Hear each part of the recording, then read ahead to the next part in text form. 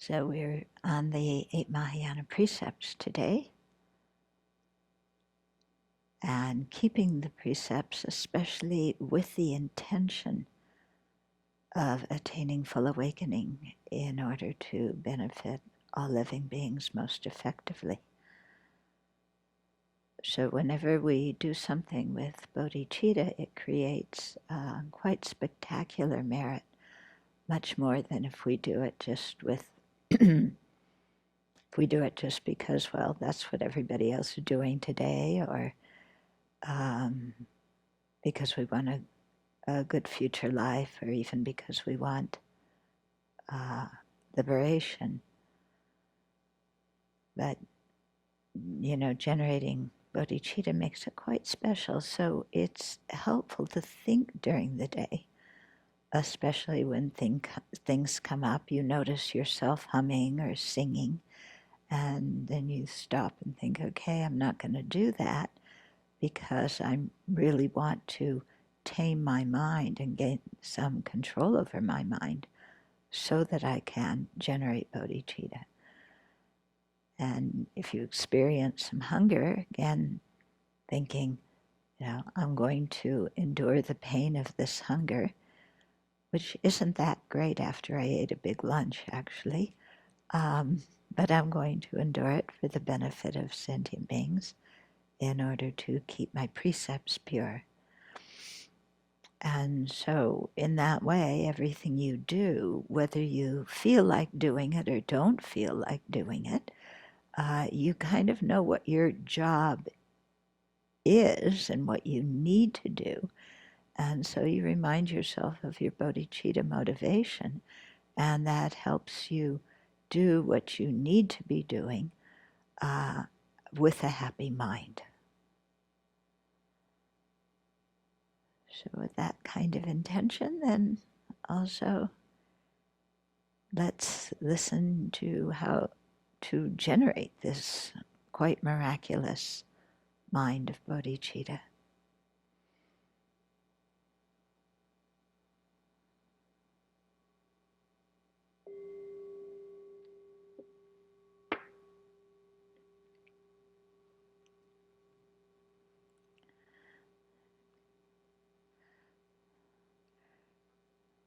So I don't know about you, but sometimes do you have this thought in your mind of, that's nice to do, that's good to do, but I really don't feel like doing it. Yeah?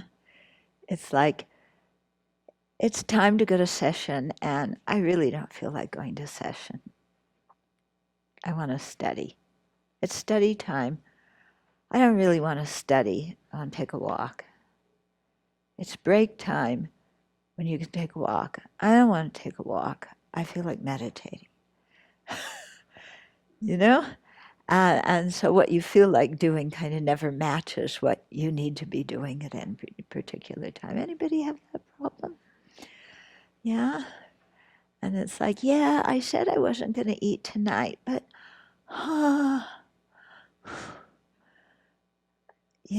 I might faint.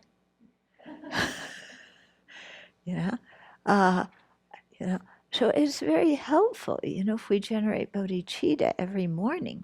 Then when we come upon these situations where we just don't feel like doing something, but we know it's what we need to be doing, then we remember our bodhicitta motivation. We're doing this in order to, really create the causes for full awakening. And we promised the Buddha that we would attain full awakening, and we promised all the sentient beings we would do it. So, let's kind of go ahead and do what we said we were going to do instead of just sitting like a 2-year-old saying, I don't feel like it. Yeah. Do you have that 2-year-old mind? I don't feel like it. Yeah. Its best friend is, it's not fair. Yeah. And since it's 2 years old, they call it the terrible twos because that's when you learn the word no. Yeah, they say. Okay, so maybe that's the 3 jewels of refuge for 2-year-olds. I don't feel like it. It's not fair. And no.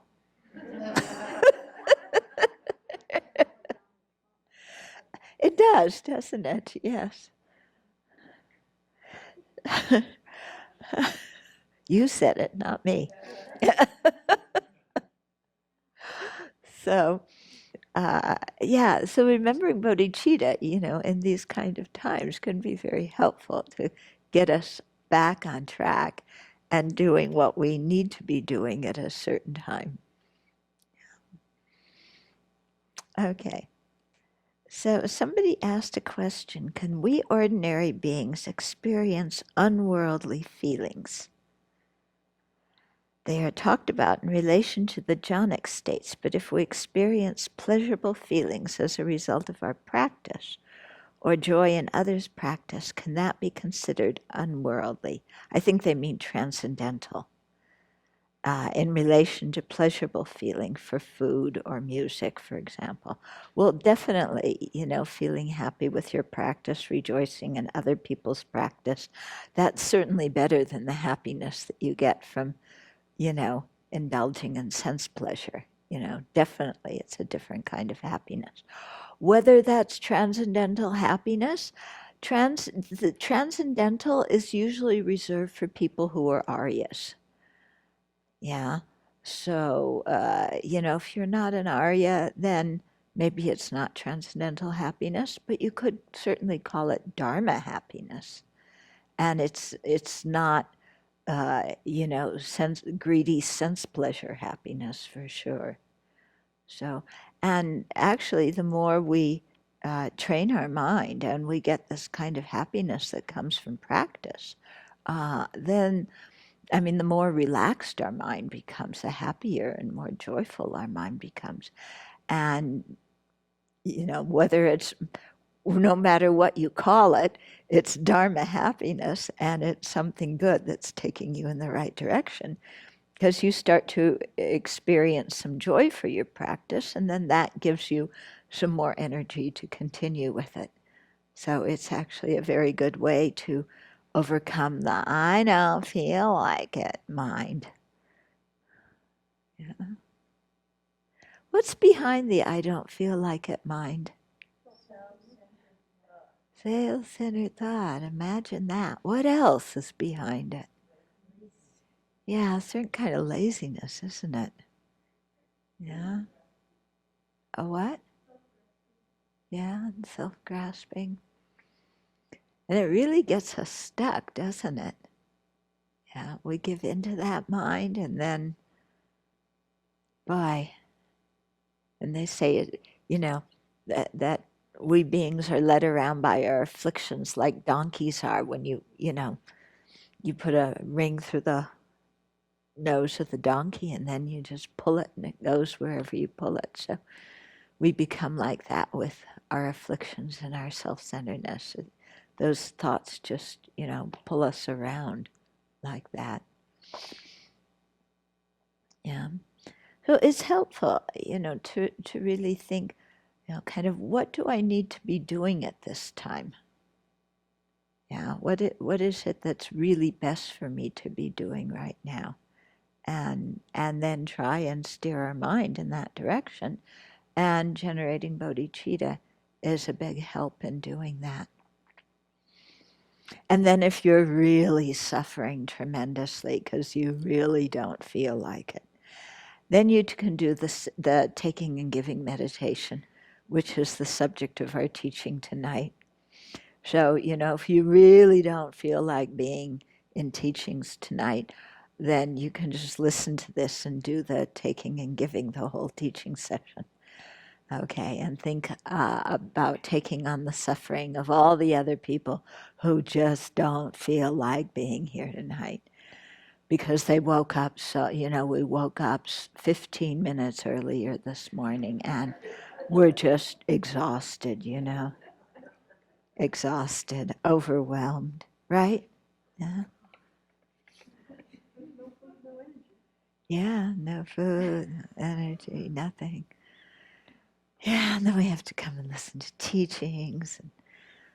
And the teacher pushes us and she points out all our faults. Yeah. Essentially tells us how selfish we are. I don't tell you how selfish you are. I think you know it already.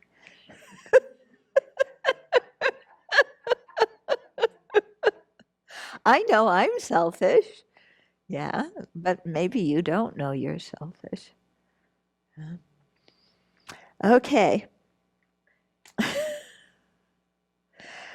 So, so I was thinking, like I said last week, of just reading from Transforming Adversity, what Kansa Rinpoche said, and giving some comments on it. Yeah, so we went over the general kind of format of the taking and giving meditation last time. Okay. And so he starts out, he says, in doing this practice, we spread our compassion and love equally to all sentient beings. So there is no sentient being we can point out and say, I do not wish for this one to be free of suffering, or I don't want this sentient being to have happiness. What do you think of that? Do you feel that way? Yeah? So, to really do the taking and giving meditation, now you see why we need to do all the meditations that come before it. You can't just sit down at a session and instantly go into taking and giving. Most of us can't because we don't feel that open-hearted concern for everybody equally. Yeah. And so it's always good to start the session by, reviewing either the 7 points instruction of cause and effect or equalizing, exchanging self with others. Yeah. Otherwise, it's like, I don't know about you, but I can do taking and giving meditation, and it's so easy and it doesn't disturb my mind at all. And when I do it like that, then I know I'm not really doing it. Yeah. Oh, I'm taking on all the suffering of all the refugees as I inhale. I'm giving my body possessions and virtue as I exhale. Oh, it feels so good. Yeah. But you asked me to go to Syria and live in the middle of, a war zone where people are getting killed and bombs are falling, in residential areas. Do I want to go? No. Yeah. So you see, kind of how intellectually it seems so nice, but yeah, do we really want to get involved in that kind of thing? No, thank you. Okay. So, this is one of the reasons why we actually do this practice, and why they say to develop bodhicitta. They say that bodhicittas, that meditations are easy to understand, but it takes an incredible amount of time to really retrain the mind and break through this kind of self-preoccupation. Yeah. Because if we can't break through, I don't feel like doing this, then how are we going to break through, the things that are so much more important?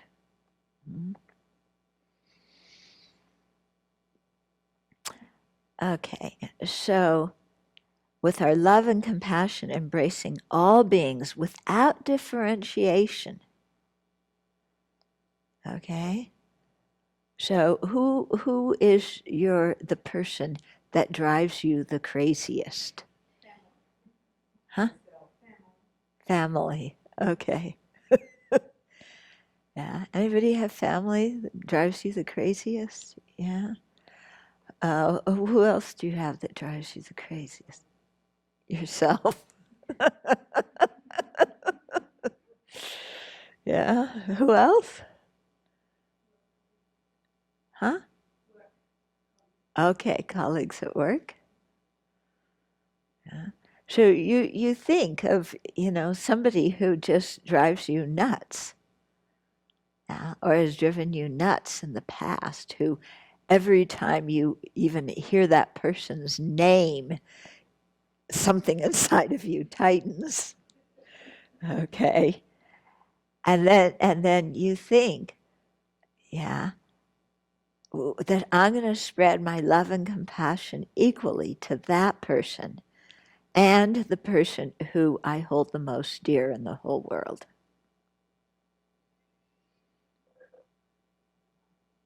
Yeah. That's already a pretty big thing, isn't it? Yeah.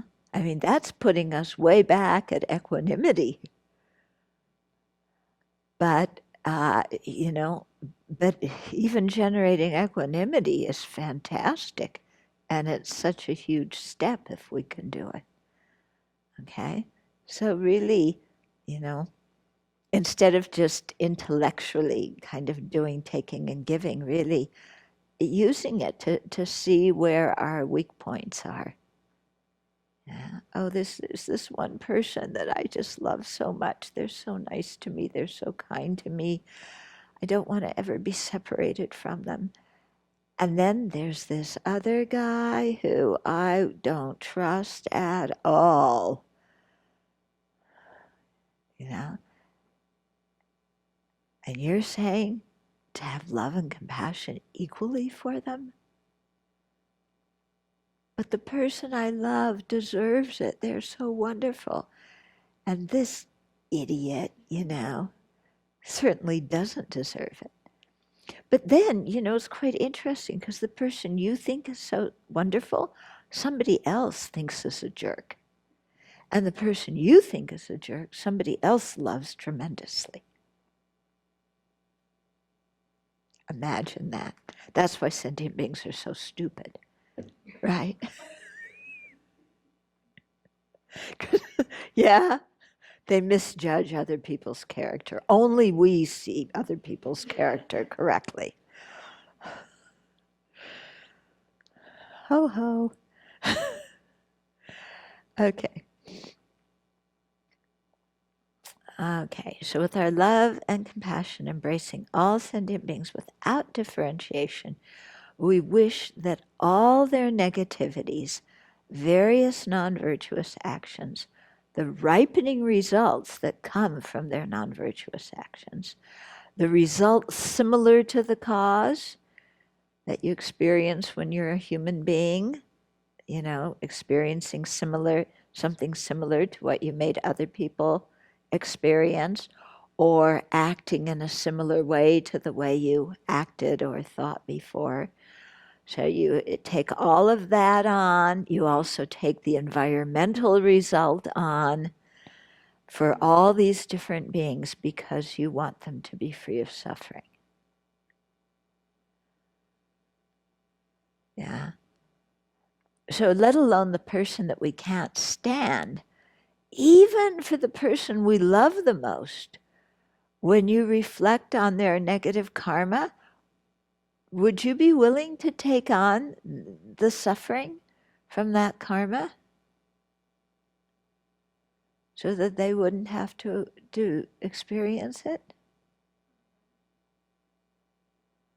Yeah, maybe.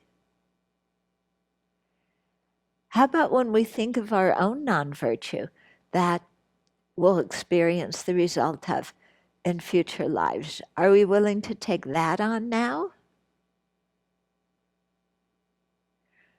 Well, no, I haven't created negative karma like all these other people have. They've done all these negative things that are going to cause them to be reborn in the hell realm, even the person I love. But me, I haven't acted like that. Right?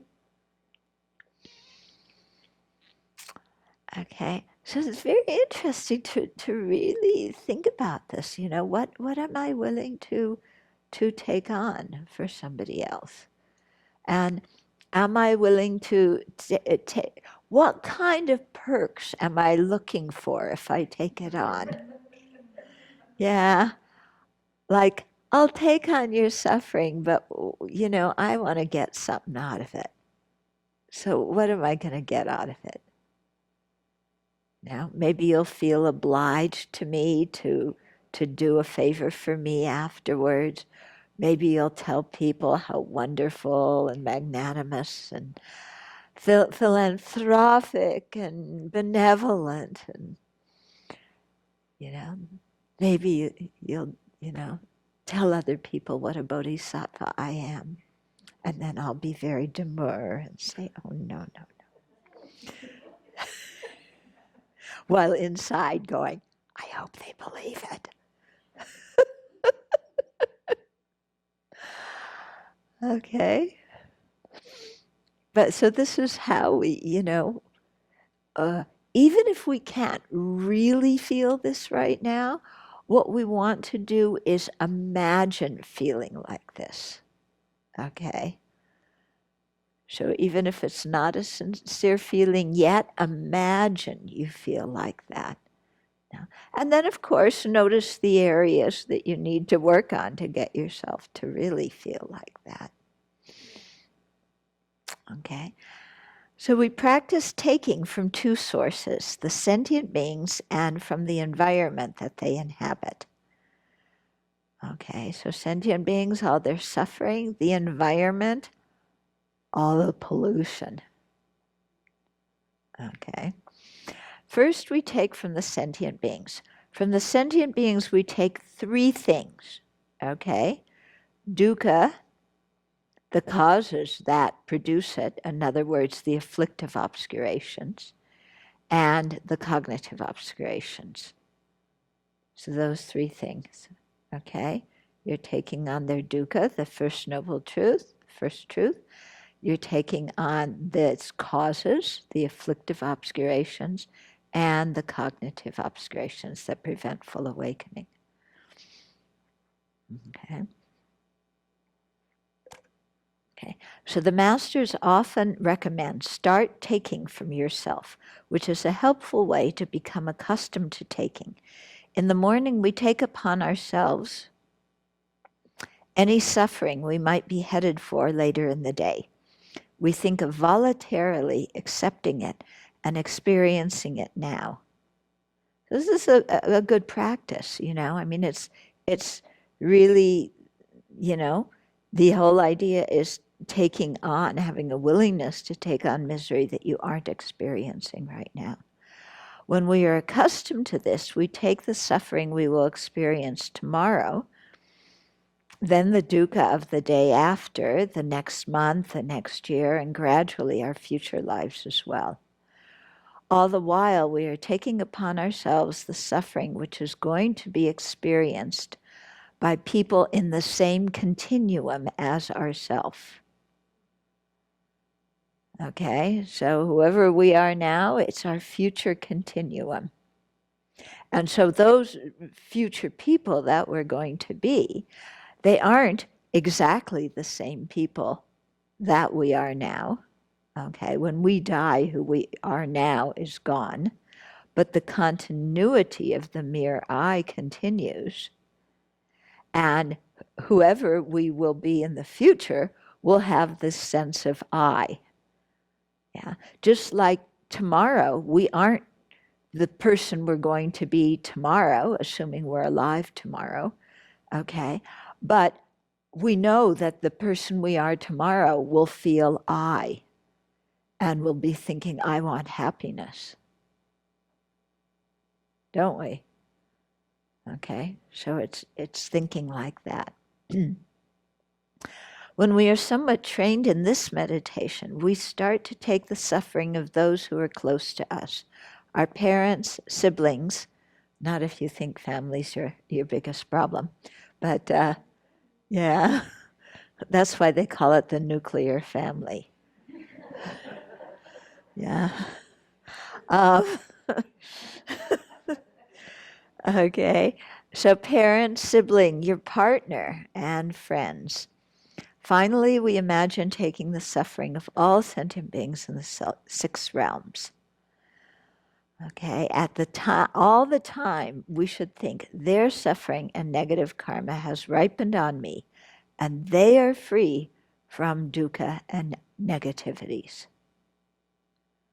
Okay, so you start out with yourself, and then you gradually spread it to other people, just imagining that you can take it on. And you start thinking of some of the horrible kinds of things that people are enduring. Yeah. We actually need to think of the three kinds of dukkha. We usually get intimidated just by the first kind.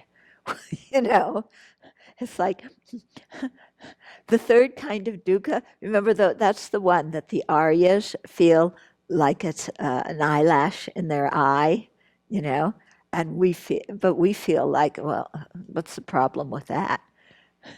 Okay, I mean that's how gross we are, or how how unaware of dukkha we are. So we usually get stuck at the physical one, physical pain, or gradually maybe we go to mental pain. Yeah. So you start somewhere, but then it's good, See, this is what you begin to see why you need to do all the other meditations, the preliminary meditations, before you do this one. Because if you don't have a good sense of what dukkha is, then what in the world are you taking from yourself and from other sentient beings? You can only get as far as, well, I'm taking all the headaches from people. Yeah, which is good. Yeah, but dukkha is so much more than headaches. Okay, so you see, this is why we don't just skip over different meditations in Lamrim. We have to do all of them because they depend on each other and they enhance each other. Okay, so thinking like this is actually quite helpful. When you're in pain yourself, when you think of other people who are having that same kind of pain, and then you think, as long as I'm experiencing this, may it suffice for other people's pain, then then it really helps, and that can be a very strong motivating factor for us. Then we're doing taking and giving for a selfish motivation. Not really to benefit others, but to, alleviate our own pain. But look, we got to start somewhere. So we start with that. Yeah, we start with that. The thing is, if you do the meditation thinking, if I do this, I won't experience pain, then it's not going to work. So you have to really do it with some kind of courageous feeling of wanting to take on other people's pain. Yeah. And I found, when I do this, if I think of what bodhisattvas can do, then it inspires me to feel more like, okay, I'll try and do that too. Okay, so if bodhisattvas, can imagine taking on all the headaches of all the sentient beings, then, I'll give that a try too. I won't, chicken out. Okay, so that I find that quite helpful. And there was one incident, it was many years ago when I lived in France, and I had a boil inside my big toe. Yeah, and I don't know how I got it. It just came. But, you never really pay much attention to your big toe, do you? I don't. It's usually not a topic of my concern very much. But when it hurts, then it becomes the focus of everything. you know. You can never believe that your big toe can hurt that much. And since the monastery I lived in was out in the countryside, there was no way to get to the doctor. It was nighttime. And so I slept in the Gompa, in the meditation hall. And, my toe hurt so bad that I couldn't really fall asleep. So out of desperation, I started doing the taking and giving meditation. And I started thinking about, what bodhisattvas can take on and how bodhisattvas practiced. And then, trying to think of all the people who have boils inside their big toe. Well, there must be a number of them, I mean, I'm sure I'm not the only one. At the time my toe hurts, I feel like nobody else has this kind of pain, But come on, I'm sure other people, there's 7 billion, I'm sure that a number of them have boils in their big toe. Or even if they don't have boils in the big toe, they stub their toes. Or maybe they have frostbite, or something is wrong with their toes. Yeah. And to think, okay, yeah, I'm going to take all of that on myself. And so, practicing taking that and then giving my happiness, that's kind of what got me through the night until the next morning when I could go to the doctor. Yeah. So really quite helpful.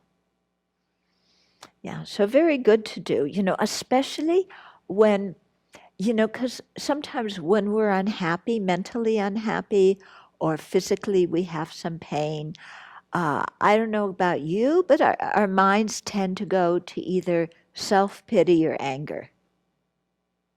Do you have those two things happen when you have physical and mental pain? What are your usual responses? Yeah. Despondency. Why me? It's not fair. Yeah. Or, oh, I can't stand being white. I don't want to be hurt. I have so many things I need to do, and this is just too painful, and it's not fair. Yeah, those are the usual ways. Yeah. And so here just, accustoming our mind to accepting the pain instead of going to the extreme of self-pity or the extreme of anger. Yeah, both of which don't get us anywhere, do they? Yeah. Yeah, you feel sorry for yourself, you don't feel good. You get angry, you also don't feel well. And neither of them remove the suffering. So as a result of doing the taking and giving meditation, did your toe hurt less? Or was your mind refocused on something else? Or did you generate really positive states of mind that then kind of offset the pain? Yeah, I think it's more the latter, that my mind went into a much more positive state of mind. And when you're in a positive state of mind, then I think you can endure more physical pain. Yeah. When we're in a negative state of mind, when we feel sorry for ourselves, or when we're angry, we really can't endure very much. Yeah. Because every little thing is like one more thing that's attacking me. Yeah. But when you have a good state of mind, then it's easier to, to accept things. Okay, so when taking the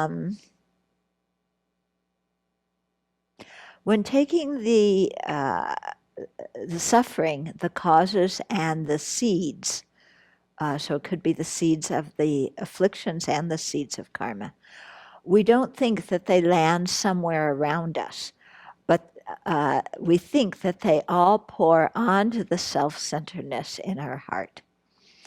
Okay, so this is the case whether we take from the people in the same continuum as us, or whether we take from our friends, our parents, the people we cherish, or strangers, or all sentient beings, okay? So by their suffering landing on our self-centeredness is destroyed and becomes non-existent. Okay, and so here's where you imagine your self-centeredness, either as a lump at your heart meaning the center of your chest, your heart chakra, or you can think of it as like a big ball of dirt, or, something yucky, something quite unpleasant. And so you take what others don't want, their dukkha, and you use it to destroy what you don't want, your self-grasping and self-centeredness. Okay? So specifically, each group of sentient beings in the 6 realms has its own particular suffering. The beings in the hellish realm suffer from intense heat and cold, the hungry ghosts from hunger and thirst, the animals from stupidity and confusion, the celestial beings from wasting away and separating from all that they're attached to at the time of death, and human beings from birth, aging, sickness, and death. Okay, so he's kind of jumping over going quite quickly from ourself and our dear ones and everybody to all sentient beings. But we can go more slowly through different people and different groups of people, and then eventually go through each realm one by one and think of the beings who are at this very moment experiencing the result of their karma in these different realms of being. Okay, so so beings in the hellish realm suffer from intense heat and cold. So we go outside and it's cold, and then think of what would it be like if it were even colder and we didn't have warm jackets and a boot and boots, and it's dark outside. Yeah, I mean, how would you feel in that kind of cold? And whenever I think of that kind of cold, it also makes me think of, emotionally, that kind of person would be so caved in on themselves, so frozen inside. Yeah, just cut off and frozen. When I think of being cold outside, I think of the emotional state being like that. Or the hot hells where everything is burning. Yeah, everything's burning. Your body's burning, the ground's burning, everything is burning around you. And, it's just incredible pain like that all over. And there I really think of what happens with anger, how anger is just flames and burns everywhere. So for me anyway, when I think of these different realms, I also think of mental states that probably go with them. If you were born in that kind of body, what your mind would be like. Yeah. Or the hungry ghosts suffering from hunger and thirst. So there I think of like, when I'm hungry or when I'm thirsty, what that's like, but even more so. But then I think, with the hungry ghosts, the Preta realm, what their real problem is perpetual dissatisfaction. Yeah, they always want more. They always want better. Even when they have food around them or whatever they want around them, they still can't enjoy it. They can't get to it, or even they get to it, it becomes disgusting for them, or it disappoints them, or something like that. So we can certainly identify with a lot of that, can't we? I mean, we can identify with extreme hunger and thirst, but when you think of the mental state that goes with that realm, yeah, and get in touch with, your own deep dissatisfaction with everything. Yeah. Do you ever have days where that mind just comes up and everything that happens you are unhappy with? Huh? You ever have that? A couple of people are nodding. Maybe the rest of you don't have that. But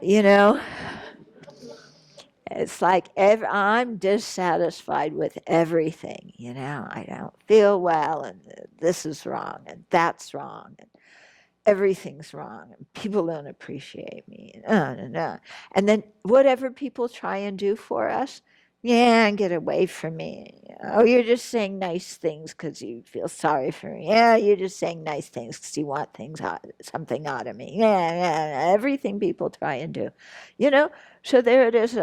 People who care about you, they're trying to express their care, and we're like, yeah, I don't believe any of it. You're all full of, I won't say it, but you're full of it. Yeah, you ever have a mental states like that? Yeah. So it's, imagine being born in a realm where that's your whole existence, that kind of mental state. What's more painful for you, not having food and drink or having that mental state? It really makes you think, what is more painful? Okay.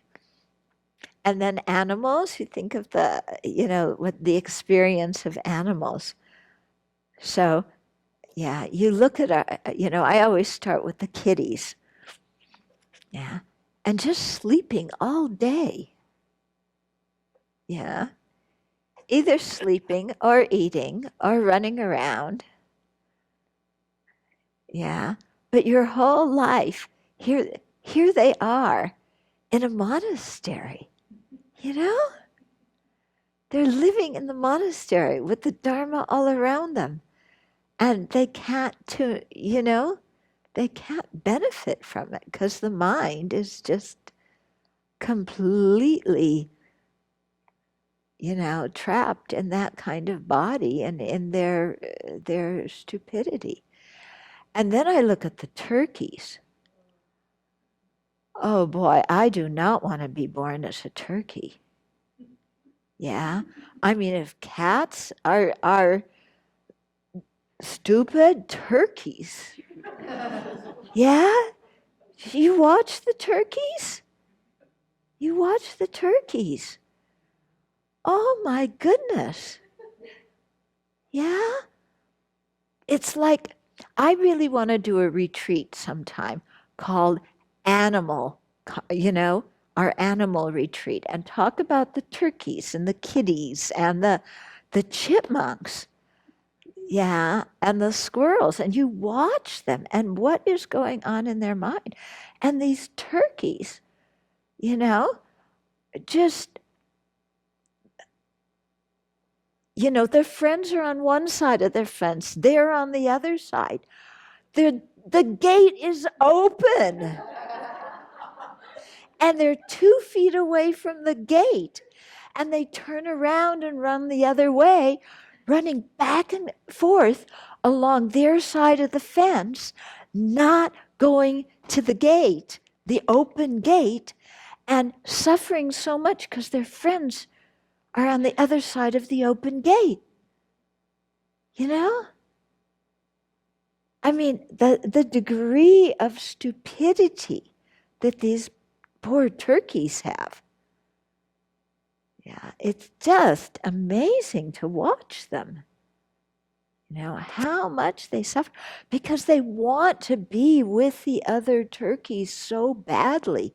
Talk about peer pressure and attachment to reputation. And loneliness. It's like these turkeys cannot endure being separated from at least one or two other turkeys. You know? And we always get in the summer one turkey that, like, you know, remember when you were in grade school and there's always a few kids that everybody made fun of and nobody wanted to play with? And so we always have, you know, one or possibly two turkeys like that the other turkeys just don't want to be near. And this turkey suffers so much. Yeah. It's really something to watch them. Yeah. And mating season, oh my goodness. Oh, I remember in high school we used to call some of the boys turkeys. I don't know if you did, we did, but not so nice. But anyway, you look at the, you know, the male turkeys when they're in heat. Oh my goodness. You know, they think they're peacocks. Yeah. Peacocks have beautiful feathers, you know? Peacocks, you know, they spread their feathers. Everybody goes, ooh, beautiful. Turkeys, you know, turkeys don't have beautiful feathers. Yeah. Even the girl turkeys don't look at them. They look at the guys like, what are you doing? You know, no, it's amazing. You watch them. Yeah. And the boy turkeys are just, you know, with their feathers spread, strutting around with this big, ugly red thing, wattle. Yeah, yeah, their face turns blue like they're holding their breath. They have something here that's hanging over. Then they have their wattle that's bright red, and their things are spread.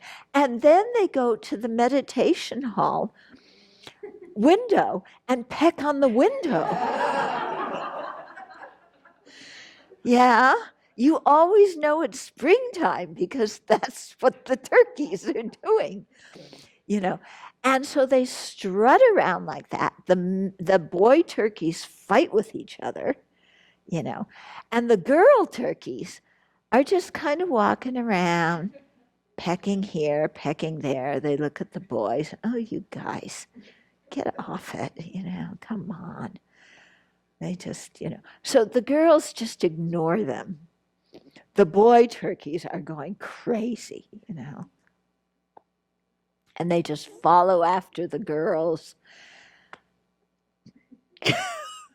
You know, I mean, it's an incredible amount of suffering these poor guys go through. Yeah.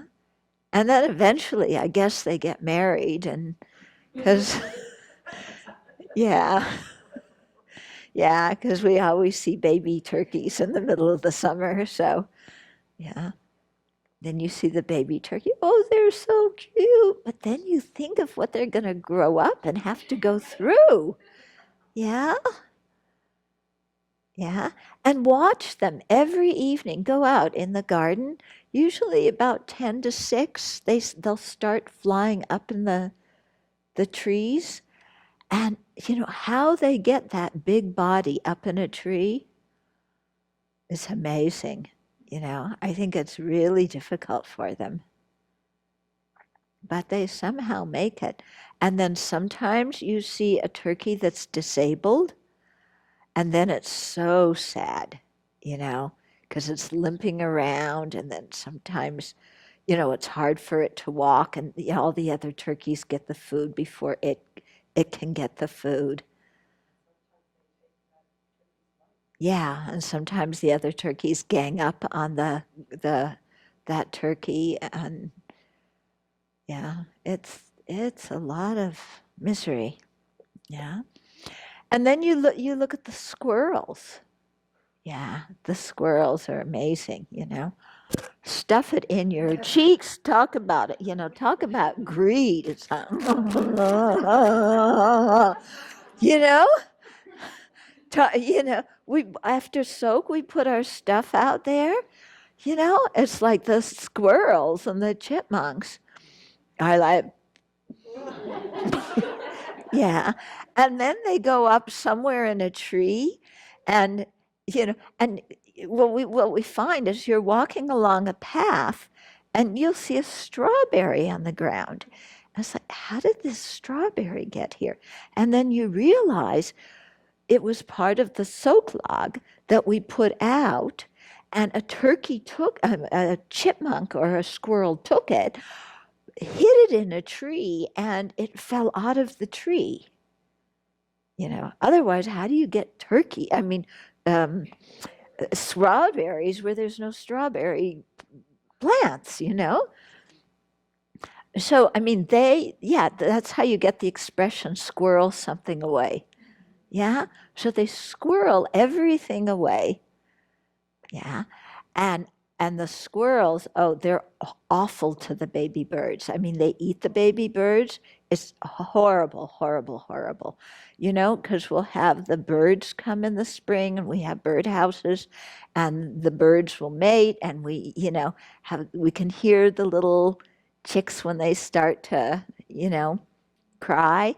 And then sometimes the squirrels, we try and do our best so the squirrels can't get in, but sometimes they get in, you know, and they'll eat the baby chicks, or they'll push the baby, not chicks, but little baby birds. Yeah, they'll push the eggs out, or you'll find a dead baby bird or something like that. And sometimes, the coyotes get to the turkey eggs, and you'll find turkey eggs cracked open, before they've hatched. My mama hen, protecting her eggs when coyotes came, they took her life and then they destroyed the eggs. Yeah. Yeah. So, you think of the suffering in these kind of realms, what these beings are going through. Yeah. And it's awful. And what I often think is, if I know what to expect, if there's suffering coming and I know what to expect, I can prepare my mind for it better. But then, like if you have to go to the doctor and have a procedure, if you know you're going to the doctor and you have to have a procedure, you're prepared. You know that it's okay, something's going to hurt, but it's for your own good. You understand what's going on. But these animals, no understanding of what's happening to them. Yeah, even when we take the kitties to the, to the vet, sometimes they're so afraid. I mean, they don't know what's going on. Yeah, so one time, many years ago, I was listening to a report about like animal shelters and things, and they were recording it in the shelter. So there were, the sound of the cats in the shelter. This was when I had Achi and Manji. They heard I was listening to the report. They heard the recording of it, and they were like getting so afraid. They thought it was real cats. But so you think of these kinds of things and how it must really feel to be that kind of being, and then develop a wish to take that suffering on yourself. Yeah. And then when you really think, like in the case of the turkeys, yeah, you think of your own ignorance, how you run around in circles and the gate's right there, and how you run away from the gate. And how crazy you get when you're sexually attracted to someone, that you act like a turkey, Really, don't human beings act like turkeys? Yeah? Yeah, when they want to sleep with somebody, people, the way they act, it's amazing. So, so you think, okay, you think, that's my suffering. Yeah. And here it is mirrored in their suffering. And so I'm going to take theirs and use it to destroy my own. So however I act like a turkey, is, as a human being, underlying that is my own self-centeredness and self-grasping. And so may I take on the suffering of all the turkeys and all the chipmunks, when I'm running around, I want this and I want this and I want this and I'm so greedy and there's this fear of not having enough and I got to get all these things and I squirrel them away and I don't want to share them with anybody. Yeah. That mind, you got something special and you don't want anybody to know you have it because then you'll feel obliged to share it and you don't really want to share it. Yeah. Okay. Yeah. So you think of that and, this is how they are, this is how I am. So you use their suffering to destroy your own misery in that respect. No, I didn't see. I heard about the pack rat. I didn't hear Once it. we had Yeah. a pack rat in the barn. Mm-hmm. And the reason he was such a happy pack rat, because we were pack rats. All this stuff was in the barn. And they just filled up this whole tube, like this 20-foot long tube full of wire and insulation and just stuff. 20 feet long of this big wide tube. Yeah. That we had to clean all out of there, plus all the urine and the poop. And everything. And it was just a total reflection of we were trying to save the stuff up there, and it was just. Yeah. Yeah, it was a total reflection of, our own mind, isn't it? Yeah. Yeah. So, so it's quite helpful, thinking in this way and thinking of, the beings who are suffering like that, And you're a turkey, what do you have to look forward to tomorrow?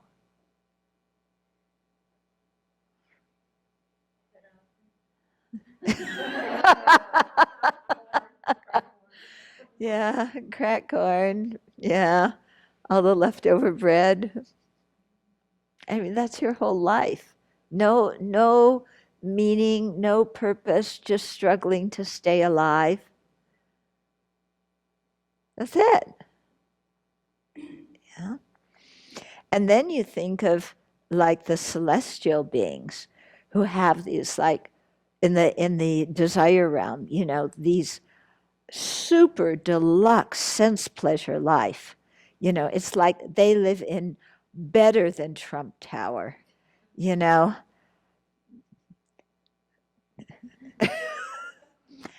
better than, palaces and castles of, all the great kings and queens and so on. Just sense pleasure, deluxe, over the top. Okay. And then when their karma's running out 7 days before they die, their flowers wilt, they start looking old, their body gets smelly. All their friends that hung around them and pampered them and they had such a good time playing with now don't even want to come near them. Yeah, imagine that. Yeah, because we're quite sensitive, if other people don't like us. So imagine, here you are, you're dying, and it's hard enough dying, and then all your friends totally abandon you. They don't care at all. They think you're so disgusting, they don't want to even go near. Yeah, that's pretty hellish for the beings in the God realms right before they die. Yeah. So you think there about that kind of dukkha. They experience, their dukkha there is really mental, some physical, sure, but really the mental dukkha of being totally abandoned and rejected. And, by everybody who they thought were their friends and companions. Mm-hmm. And so you think of taking on that suffering and using it to destroy all your own attachment to reputation and appreciation and love and camaraderie and friendship and all that kind of attachment that we have. Yeah. So, the way they often word it here, it's, you take on all their suffering and you use it to destroy all your suffering and stuff. I personally find it much more effective when I think of specific kinds of suffering and specific mental attitudes that I have or specific afflictions that I have. Yeah. Because again, when it's too broad, oh, I'm inhaling all the suffering of all the realms together, it's intellectual for me. Yeah. If I think of, all the beings who are totally rejected by all their friends and abandoned by the people they trust. Yeah. And I think of like, I know what, you can have some sense of what that pain is like. And then think, I'm readily going to accept that so that these beings don't have to experience it. And you imagine taking it on, and then using it to destroy your own attachment for those things, and then giving them your body and possessions and virtue, Then to me, when I do it on specific things like that, it's much more forceful than if I do just a very general kind of thing. Okay, because it's imagining all the suffering of all living beings. I can't even imagine it. Yeah, imagining a group of living beings who feel a certain way, that I can imagine. Yeah, like. You think of Donnie, and his tremendous suffering. I mean, the suffering that man has. Or Marilyn Monroe, oh my goodness, I wouldn't want to be her. So you think of, even some of the people that in ours, that, kind of, they're the ones who are so famous, but you look, amazing suffering in their lives. Yeah, we always think, oh, fame would be so nice. Yeah, then everybody, would talk about me and they'd say nice things about me, and then I'd feel good about myself. But you look at the lives of the people who are famous, and there's a tremendous amount of misery in them. Not the misery that the poor people have, but the misery that they have. Mm-hmm. So it's very good to stretch our mind like this, thinking of different kind of beings experiencing different kinds of things, and find that in ourself, that kind of suffering in ourself. Yeah. And look at the afflictions that underlay. Yeah, that are underneath. Thank you. That are underneath those, that kind of suffering. Huh? So, yeah, I think that can be, very, very effective. Okay. So we imagine all sentient beings in front of us, each experiencing his or her various problems, having generated compassion which takes responsibility for their welfare. We imagine that their suffering separates from them in the form of black light that comes out from their right nostril. This enters into our left nostril and descends to our heart, where it destroys our self-centeredness, which we imagine there is like a heap of black dirt. The light strikes it forcefully and destroys it, like water gushing out of a water cannon and washing away a pile of dirt. Okay? We imagine taking others' suffering and use it to destroy the cause of our own suffering, our self-centeredness. Are there any questions? I just thought that if I think of taking someone's suffering And then I imagine then sort of like getting off of their suffering state and then just go about what they were doing before they started suffering. It's like I did all of that for you, and now you go back to the same thing without you don't even remember you had suffering. Whereas if I think of the same person sort of like getting out of the suffering and then sort of like sitting and reflect like, oh, what just happened, like maybe I should reconsider some things, then it feels more worthwhile for me to. Right, definitely. So it's not just you're removing the suffering and it's like cleaning the puppy and then they go roll in the dirt again. Yeah. So it's not like that.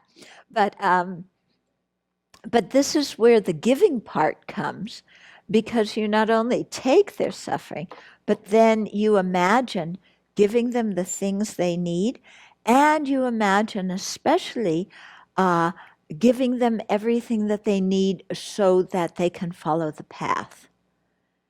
Yeah. So you imagine that somehow you're able to give them interest in the Dharma, or you're able to give them a person who can somehow, the right karmic mix, able to stimulate their mind and take interest in the Dharma. Then you give them Dharma teachings, you give them books, you give them your merit that acts as, that can be used as the basis of their having merit so they can have good conditions for practice. So you give them all sorts of good things too, not just worldly good things, but really in the Dharma. So then you're taking on their suffering feels more worthwhile. Yeah, because they're not just going to lie on the beach afterwards or something. Yeah. For me,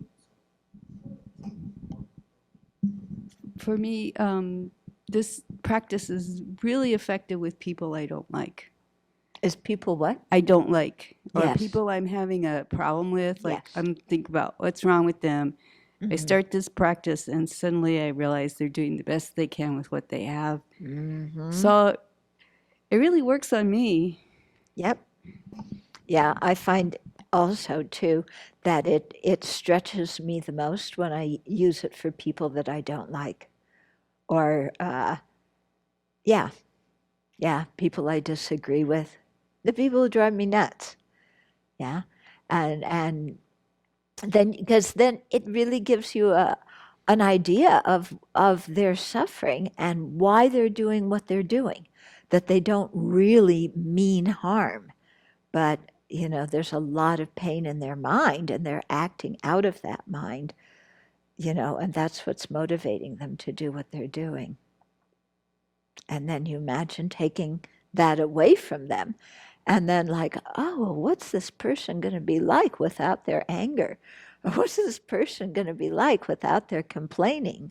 Or, and then you imagine them being a happy person, and it feels really nice. Yeah. Yeah. And it helps very much with our relationship with them.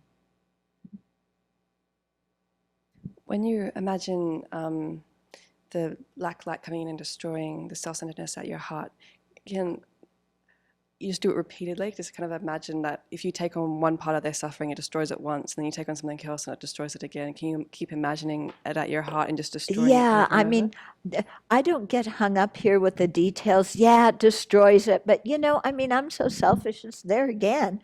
So, I take on more and it blows it, it destroys it again. You take on more. It's it's a visualization, so you don't have to get real literal and blocked up because, oh, I took on the suffering of the turkeys and all my own, self-centeredness is gone. So how can I do Tonglen for the chipmunks? Because it's not going to work. I already got rid of it. It's like, come on, I haven't gotten rid of all my self-centeredness. It's, like that whole stuff is still there. So we need to keep taking. Yeah. Yeah. Yeah. Not 9, not 8. Yeah. Yeah. Okay. So, yeah, sometimes, regarding visualizations, we tend to get quite literal about things and, uh, you know, kind of like, well, Vajrasattva's on top of my head, but then, I move my head this way and Vajrasattva fell off. And,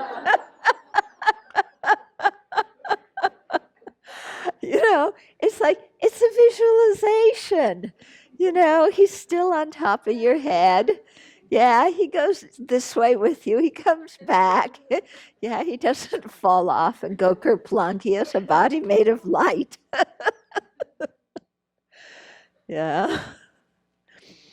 And you're visualizing Lama Tsongkhapa and the tubes of light coming from him, and and the other one, and it's like, oh, K-Drip J's tube is blocked today.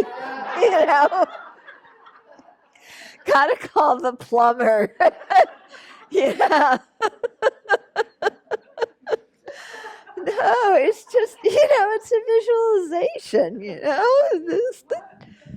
It tells a lot about our mind when you see the energy like coming back or whatever. Yeah. It's like, uh-huh. Yeah. Yeah. Very much. It tells us about ourselves, But also, how completely literal we take things. And like, we're like this. Yeah. Yep. Okay. So we didn't get very far, but you think it's worthwhile to do this kind of depth in it? I think it's very helpful personally. Okay. When the Bodhisattva goes into the hell and help people, or my mind says, but how can they help if they're so stuck in their stuff? Like, my mind always, how can it help? Yeah. So, the Bodhisattva who's going to the hell realm to benefit sentient beings.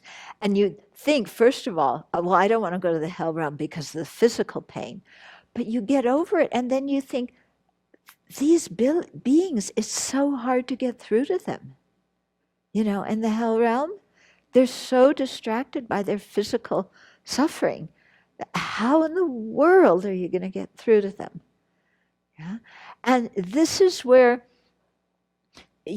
I think just imagining that you're going there and sticking it out with them, this requires fortitude. Yeah? So the fortitude isn't so much enduring the heat and the cold. You definitely need the fortitude to endure that physical pain. But to think of, not giving up on someone, no matter what they do. Well, I do think about that. Sometimes you come in my mind and say, well, she's been telling me for 5-6 years. And you don't get it yet. But my point is, can a bodhisattva get through the people there in the hell realms? Can a bodhisattva get through to the people in the hell realm? It probably depends on what the karmic situation of that being is. If there's a karmic link between that particular bodhisattva and that hell being, possibly. If the hell being, maybe their karma is in the hell realms is getting consumed, it's about to be exhausted, maybe the bodhisattva could get through. Maybe there's some moment of respite. You never know what's going to happen. Yeah. So I think, granted, it's probably easier to get through to human beings, but there could be certain karmic situations, sure, where you get through to them. But even if you can't get through to them, to stay there and help them and at least stop their physical suffering. Yeah. Well, that's why when you do the giving, yeah, For the beings in the whole hell realm, you become the sunshine, you become heating pads, you become, people who hug them and give them emotional warmth. You give them everything warm inside and out. For beings in the hell realm, you become clouds and you rain on the fire. Huh? Well, this is what we visualize in the taking and giving meditation. And I'm sure some bodhisattvas are doing that. Now, how much those hell beings can experience that is going to depend on their karma. Yeah? In the same way as how much, we could be sitting in front of a Buddha, but how much we get out of it is going to depend on our karmic state.